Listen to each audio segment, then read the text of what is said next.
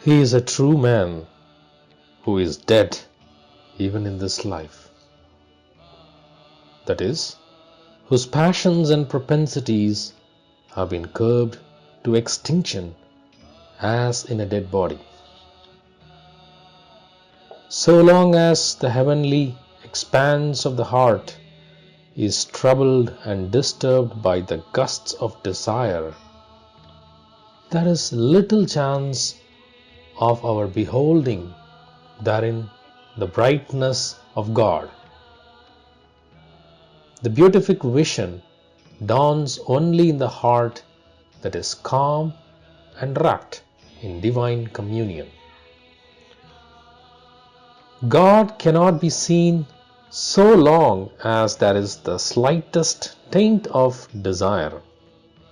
Therefore, have your minor desires satisfied and renounce the major ones through right reasoning and discrimination. As one who is standing by the brink of a deep well is always careful lest he should fall into it, even so should one living in the world be always on his guard against its temptations. He who once fallen into the well of the world, so full of temptations, can hardly come out of it uninjured and stainless. On being asked when the enemies of man, such as lust, anger, etc., will be vanquished, the Master replied, so long as these passions are directed towards the world and its objects, they behave like enemies. But when they are directed towards God, they become the best friends of man, for then they lead him unto God. The lust for the things of the world must be changed into the hankering for God. The anger that man feels in relation to his fellow men should be turned towards God for not revealing himself to him. One should deal with all the passions in the same manner. These passions cannot be eradicated, but can be educated. Mandodari told her royal husband Ravana, if you are so intent upon having Sita as your queen, why don't you impose on her by assuming the form of her husband, Rama, with the help of your magical powers? Fie on you, explained Ravana. Can I stoop to the pleasures of the senses while I am in the holy form of Rama? A form the very thought of which fills my heart with such unspeakable joy and blessedness that even the highest heaven appears to me worthless. When an elephant is let loose, it goes about uprooting trees and shrubs. But as soon as the driver applies the hook on its head, it becomes quiet. So the mind, when unrestrained, wantons in the luxuries of idle thoughts, but becomes at once calm when pulled up with the goad of discrimination. The more is a man's attachment to the world, the less is likely to attain knowledge.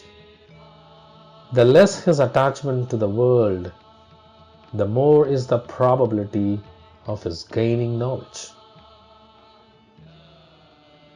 When butter is produced by churning curds. It should not be kept in the same vessel with the buttermilk, for then it will lose something of its sweetness and hardness. It should be kept in pure water and in a different vessel. Similarly, after attaining partial perfection in the world, if one still continues to mix with the worldly and remains in the midst of the temptations of the world, one is likely to become tainted. But one can remain pure by living out of the world. How may we conquer the old Adam that is in us? Answer: when the flower develops into fruit, the petals drop off themselves. So when the divinity in you increases, the weakness of human nature in you will vanish of its own accord. If once through intense vairagya or dispassion one attains God, then the inordinate temptations of lust fall off, and a man finds himself in no danger even from his own wife. If there are two magnets at an equal distance from a piece of iron, which of them will draw it with the stronger force? Certainly, the larger one. Verily, God is the larger magnet. What can the smallest magnet do against it? How does the attraction of sensual pleasures die away? Answer: in God, who is at once the embodiment of all happiness and pleasures. They who realize Him can find no attraction in the mean and worthless pleasures of the world.